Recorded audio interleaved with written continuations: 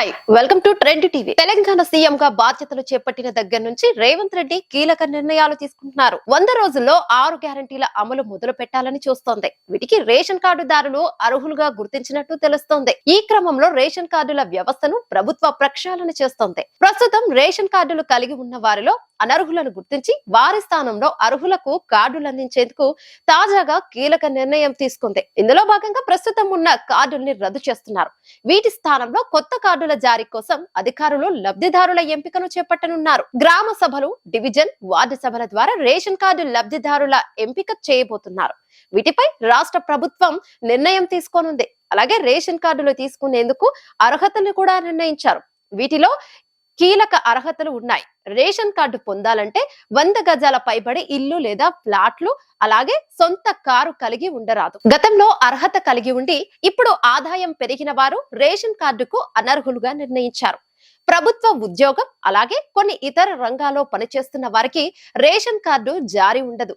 పన్నులు చెల్లించేవారు రేషన్ కార్డుకు అనర్హులుగా నిర్ణయించారు. వీటితో పాటు మరికొంత సమాచారం ఆధారంగా రేషన్ కార్డుల జారీ కార్యక్రమం ఉండబోతోందని తెలుస్తుంది. ప్రభుత్వం తీసుకువస్తున్న నిబంధనలతో నకిలీ, ఫేక్ రేషన్ కార్డులకు చెక్ పెట్టబోతోందని భావిస్తున్నారు. ఇక ఈ నెల 28వ తేదీ నుంచి తెలంగాణ వ్యాప్తంగా ప్రజాపాలన సభలను నిర్వహించనున్నారు. 6 గ్యారెంటీల అమలు కోసం ప్రజల నుంచి దరఖాస్తులను స్వీకరించబోతున్నారు. ముందే చెప్పినట్టు ఈ పథకాల లబ్ధి చేకూరాలంటే రేషన్ కార్డు తప్పనిసరి చేసే యోచనలో ప్రభుత్వం ఉన్నట్టు తెలుస్తోంది. రేషన్ కార్డు లేకపోతే అనర్హులుగా ప్రభుత్వం లెక్కలోకి తీసుకోతున్నట్టు సమాచారం.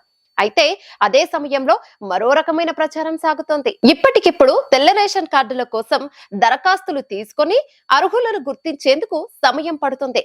వాటిని జారీ చేసేంత వరకు చూస్తే 6 గ్యారెంటీల అమలు ప్రక్రియ ఆలస్యం అవుతుంది.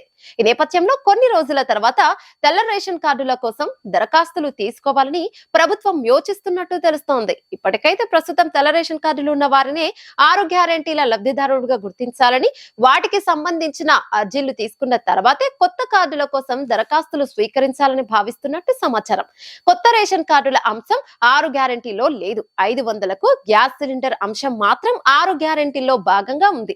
అయితే ఒక్కో కుటుంబానికి 6 సిలిండర్లు ఇవ్వాలా, 12 సిలిండర్లు పంపిణీ చేయాలా అన్న అంశంపై ప్రభుత్వం నిర్ణయం తీసుకోలేదని తెలుస్తోంది. మరోవైపు గతంలో రాష్ట్రంలో నిర్వహించిన సమగ్ర కుటుంబ సర్వే తరహాలోనే తాజాగా స్వీకరించే దరఖాస్తుల్లో కుటుంబాల వివరాలు తీసుకోనున్నట్లు తెలిసింది. ఒక్కో కుటుంబానికి సంబంధించిన భూములు, ఇల్లు, ఆదాయం, గ్యాస్ కనెక్షన్లు, రేషన్ కార్డు, ఉద్యోగం, వ్యాపారం, వాహనాలు వంటి వివరాలను తీసుకోవాలని రాష్ట్ర ప్రభుత్వం నిర్ణయించినట్లు సమాచారం. ఇక కొత్త రేషన్ కార్డుల కోసం 1,00,000 కుటుంబాలు ఎదురు చూస్తున్నట్లు సమాచారం. ప్రస్తుతం తెలంగాణలో రేషన్ కార్డుల సంఖ్య సుమారు 90 లక్షలు కాగా చాలా మంది కొత్త రేషన్ కార్డుల కోసం ఎదురు చూస్తున్నారు. దీంతో అర్హులైన లబ్ధిదారులు మీ సేవా కేంద్రాలకు క్యూ కడుతున్నారు. ఇదే అదనుగా కొందరు అక్రమార్కులు వసూల పర్వానికి తెరలేపుతున్నారు.